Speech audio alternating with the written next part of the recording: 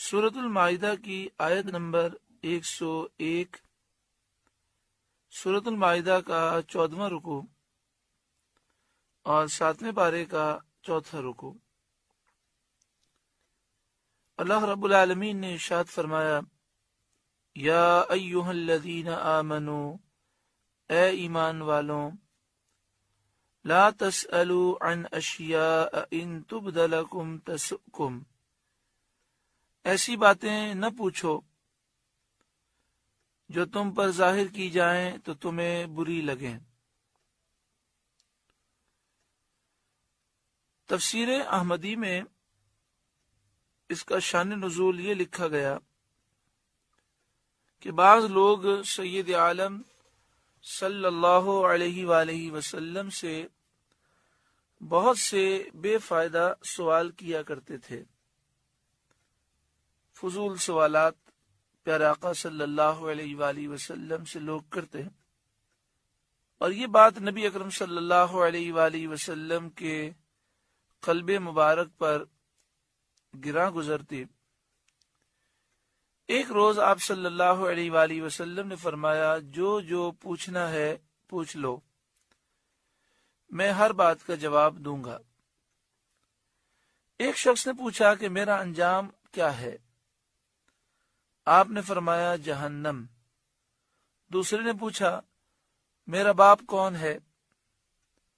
آپ نے اس کے اصلی باپ کا نام بتا دیا جس کے نطفے سے وہ تھا، باوجود اس کے کہ اس کی ماں کا شوہر اور کوئی تھا جس کا یہ شخص بیٹا کہلاتا تھا۔ اس پر یہ آیت نازل ہوئی اور فرمایا گیا کہ ایسی باتیں نہ پوچھو جو ظاہر کی جائیں تو تمہیں ناگوار گزریں، تمہیں بری لگیں۔ بخاری مسلم کی حدیث میں ہے، ایک روز نبی اکرم صلی اللہ علیہ وآلہ وسلم نے خطبہ دیتے ہوئے ارشاد فرمایا، جس کو جو پوچھنا ہے پوچھو۔ حضرت عبداللہ بن حذافہ سہمی رضی اللہ تعالیٰ عنہ نے کھڑے ہو کر پوچھا، میرا باپ کون ہے؟ آپ صلی اللہ علیہ وآلہ وسلم نے فرمایا، حذافہ، یعنی جس شخص کی طرف تم منسوب ہو وہی تمہارا باپ ہے۔ انہوں نے پوچھا، میرا باپ کون ہے؟ آپ نے فرمایا، حذافہ۔ پھر فرمایا، اور پوچھو۔ حضرت عمر رضی اللہ تعالیٰ عنہ نے اٹھ کر ایمان اور رسالت کے اقرار کے ساتھ معذرت پیش کی۔ ابن شہاب کی روایت ہے کہ حضرت عبداللہ بن حذافہ رضی اللہ تعالیٰ عنہ کی والدہ نے ان سے شکایت کی اور کہا کہ تو بہت نالائق بیٹا ہے، تجھے کیا معلوم کہ زمانے جاہلیت کی عورتوں کا کیا حال تھا؟ اگر تیری ماں سے کوئی قصور ہوا ہوتا تو آج وہ کیسی رسوا ہوتی۔ اس پر حضرت عبداللہ بن حذافہ رضی اللہ تعالیٰ عنہ نے کہا کہ اگر حضور صلی اللہ علیہ وآلہ وسلم کسی حبشی غلام کو میرا باپ بتا دیتے تو میں یقین کے ساتھ مان لیتا۔ بخاری شریف کی حدیث میں ہے کہ لوگ مذاق اڑانے کے لیے بطریق استہزاء اس قسم کے سوال کیا کرتے تھے۔ کوئی کہتا، میرا باپ کون ہے؟ کوئی پوچھتا، میری اونٹنی گم ہو گئی ہے، وہ کہاں ہے؟ اس پر یہ آیت نازل ہوئی۔ مسلم شریف کی حدیث میں ہے کہ رسول کریم صلی اللہ علیہ وآلہ وسلم نے خطبے میں حج فرض ہونے کا بیان فرمایا اور آپ نے فرمایا، لوگوں، تم پر حج فرض کیا گیا۔ یہ سن کر ایک شخص نے کہا کہ کیا ہر سال حج فرض ہے؟ پیارے آقا صلی اللہ علیہ وآلہ وسلم نے سکوت فرمایا، خاموش رہے۔ پوچھنے والے نے سوال کو پھر دہرایا۔ اس طرح 3 مرتبہ اس نے سوال کیا تو آپ صلی اللہ علیہ وآلہ وسلم نے ارشاد فرمایا، جو میں بیان نہ کروں اس کے در پہ نہ ہو، جس چیز کا میں ذکر نہ کروں اس کے متعلق مجھ سے مت پوچھو۔ اگر میں ہاں کہہ دیتا تو ہر سال حج کرنا فرض ہو جاتا اور تم نہ کر سکتے۔ اس سے معلوم ہوا کہ شرعی احکام نبی اکرم صلی اللہ علیہ وآلہ وسلم کے سپرد کیے گئے ہیں۔ آپ جسے فرض فرما دیں وہ فرض ہو جائے گا، اور جسے نہ فرمائیں وہ نہ ہوگا۔ اور ان احادیث طیبہ سے یہ بھی معلوم ہوا کہ سرکار دو عالم صلی اللہ علیہ وآلہ وسلم کو اللہ تعالی نے سب سے زیادہ علم عطا فرمایا، کہ جب آپ سے حضرت عبداللہ بن حذافہ نے پوچھا میرا باپ کون ہے، تو پیارے آقا صلی اللہ علیہ وآلہ وسلم نے وضاحت فرمائی۔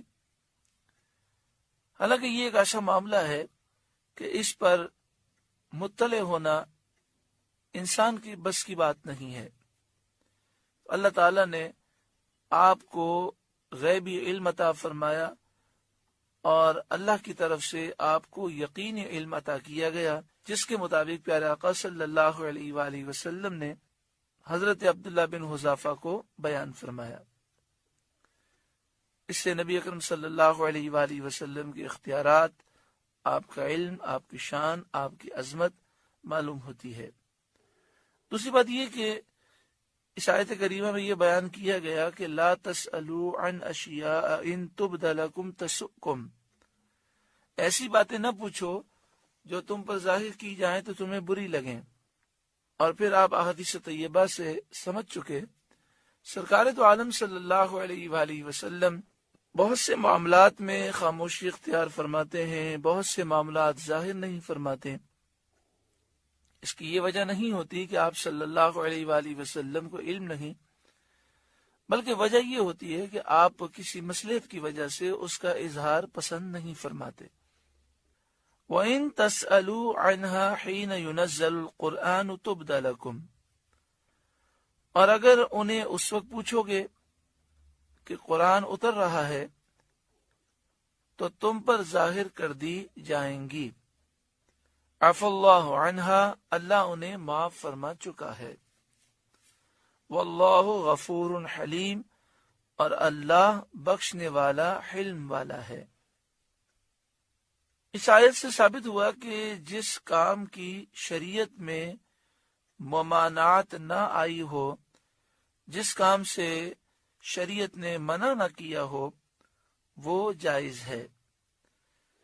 حضرت سلمان رضی اللہ تعالیٰ عنہ کی حدیث میں ہے کہ حلال وہ ہے جو اللہ نے اپنی کتاب میں حلال فرمایا، حرام وہ ہے جس کو اس نے اپنی کتاب میں حرام فرمایا، اور جس سے سکوت کیا وہ معاف، تو کلفت میں نہ پڑو، مشکل میں نہ پڑو۔